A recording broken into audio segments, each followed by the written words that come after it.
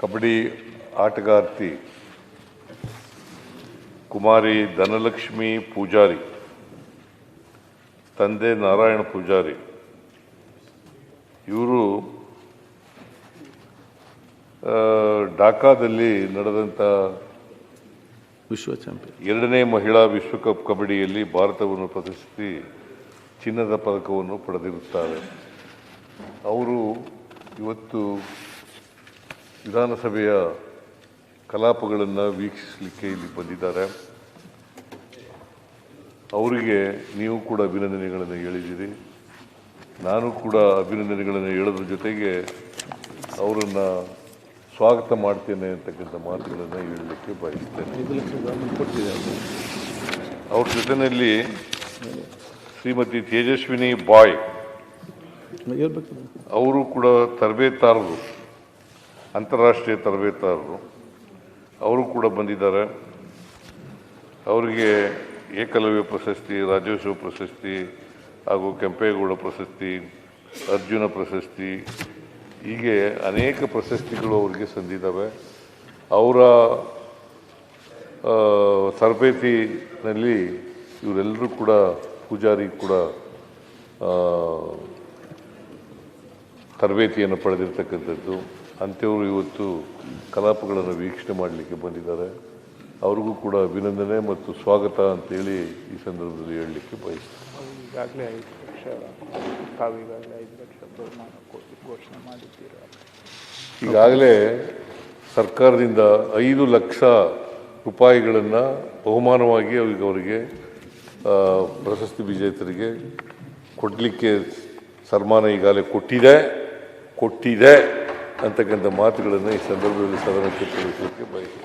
5 ಲಕ್ಷ ಅಲ್ಲ ಮುಖ್ಯಮಂತ್ರಿಗಳೇ, ದಯವಿಟ್ಟು 5 ಲಕ್ಷ ಅಲ್ಲ, ಒಂದು ಕನಿಷ್ಠ ಒಂದು 50 ಲಕ್ಷ ಆದ್ರೂ ಕೊಡಬೇಕು ಅಂತ ಹೇಳಿ. ಆಯ್ತು, ಅಲ್ಲಿ ಸ್ವಲ್ಪ ಕಬಡ್ಡಿ ಪ್ರಾಕ್ಟೀಸ್ ಮಾಡಿ. ಅಲ್ಲಲ್ಲ, ದಯವಿಟ್ಟು ಮುಖ್ಯಮಂತ್ರಿಗಳಿಗೆ ವಿಶೇಷವಾದಂತ ಬೇಡಿಕೆ, ಮುಖ್ಯಮಂತ್ರಿಗಳಿಗೆ ವಿಶೇಷವಾದಂತ ಬೇಡಿಕೆ. ಮಾನ್ಯ ಅಧ್ಯಕ್ಷರೇ, ಧನಲಕ್ಷ್ಮಿ ಪೂಜಾರಿ ಇವತ್ತೇನು ಪ್ರಶಸ್ತಿ ವಿಜೇತೆ ಕಬಡ್ಡಿಯಲ್ಲಿ ಬಂದಿದ್ದಾರೆ, ನನ್ನ ಕ್ಷೇತ್ರದ ಮಿಯಾರು ಗ್ರಾಮದವರು.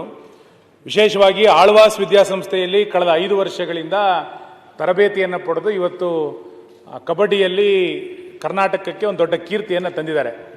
ನಿಮ್ಮ ಮೂಲಕ ಸದನ ಇವತ್ತು ಅವರಿಗೆ ಅಭಿನಂದನೆಗಳನ್ನು ಸಲ್ಲಿಸ್ತಾ ಇದೆ. ಸರ್ಕಾರ ಅದಕ್ಕೆ ಗೌರವವನ್ನು ಕೂಡ ಕೊಟ್ಟಿದೆ. ಕಬಡ್ಡಿ ಇವತ್ತು ಭಾಳ ಜನಪ್ರಿಯ ಆಗ್ತಿರೋದು ನಾವು ಗಮನಿಸಿದ್ದೇವೆ, ನಿಮ್ಗೆ ಗೊತ್ತಿದೆ.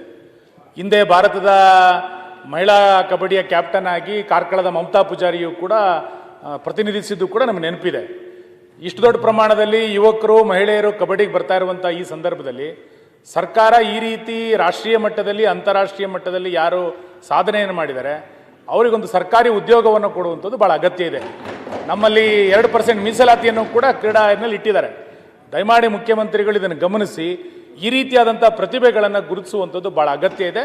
ಆ ಕ್ರಮವನ್ನು ತಗೊಳ್ಬೇಕು ಅಂತೇಳಿ ನಾನು ಅವ್ರಿಗೆ ಅಭಿನಂದಿಸಿ ಇವತ್ತು ನಿಮ್ಮ ಮೂಲಕ ವಿನಂತಿಯನ್ನು ಮಾಡ್ತೇನೆ. ಅದೇ ರೀತಿ ಅವರಿಗೆ ತರಬೇತಿಯನ್ನು ಕೊಟ್ಟಂತ ತರಬೇತಿದಾರರಿಗೂ ಕೂಡ ನಿಮ್ಮ ಮುಖಾಂತರ ನಾನು ಅಭಿನಂದನೆಗಳನ್ನು ಸಲ್ಲಿಸ್ತೇನೆ. ಸಭಾಧ್ಯಕ್ಷರೇ ಒಂದೇ ಮಿನಿಟ್. ಈಗ ಅವ್ರು ವಿನ್ ಆಗಿದ್ದು ವರ್ಲ್ಡ್ ಕಪ್, ಬಾಂಗ್ಲಾದೇಶ ನಡೆದಂತ ವರ್ಲ್ಡ್ ಕಪ್ ಅಲ್ಲಿ ಗೋಲ್ಡ್ ಮೆಡಲ್ ತೆಗಿದ್ದಾರೆ. ಈಗ ಅದೇ ಬೇರೆ ಬೇರೆ ಸ್ಪೋರ್ಟ್ಸ್ ಆದ್ರೆ, ಬೇರೆ ಕ್ರಿಕೆಟ್ ಆದ್ರೆ ನಾವು ಜಾಸ್ತಿ ಹಣವನ್ನು ಕೊಡ್ತೇವೆ. 5 ಲಕ್ಷ ಕೊಟ್ಟಿದ್ದಾರೆ, ಅದು ದೊಡ್ಡ ಅಮೌಂಟ್ ಅನ್ನು ಕೊಡುವಂತದ. ಕನಿಷ್ಠ ಒಂದು 50 ಲಕ್ಷ ರೂಪಾಯಿ ಆದ್ರೂ ಕೊಡಬೇಕು ನಾವು ಮುಖ್ಯಮಂತ್ರಿಗಳ ಹತ್ರ ಬೇಡಿಕೆ ಇಡ್ತಾ ಇದ್ದೇವೆ. ನಮ್ದು ಕರ್ನಾಟಕದಲ್ಲಿ 50 ಲಕ್ಷ ರೂಪಾಯಿ ಕೊಡಬೇಕು ಅಂತ ಹೇಳಿ ನಾವು ನಿಮ್ಮ ಹತ್ರ ಬೇಡಿಕೆ ಮಾಡ್ತಾ ಇದ್ದೇವೆ ಸರ್. ನಿರ್ಭೀತ, ನಿಷ್ಪಕ್ಷಪಾತ, ವಿಶ್ವಾಸಾರ್ಹ ಸುದ್ದಿಗಳಿಗೆ ಮತ್ತೊಂದು ಹೆಸರಾಗಿರುವ ನ್ಯೂಸ್ 18 ಕನ್ನಡ ಈಗ ಆಪ್ನಲ್ಲೂ ಲಭ್ಯವಿದೆ. ದಯವಿಟ್ಟು ಇಲ್ಲಿರುವ QR ಕೋಡ್ ಅನ್ನು ಸ್ಕ್ಯಾನ್ ಮಾಡಿಕೊಂಡು ಆಪ್ ಡೌನ್ಲೋಡ್ ಮಾಡೋದಕ್ಕೆ ಮರಿಬೇಡಿ. ನಿಮ್ಮ ಬೆಂಬಲ ಹೀಗೆ ಸದಾ ನಮ್ಮೊಂದಿಗಿರಲಿ. ಧನ್ಯವಾದ.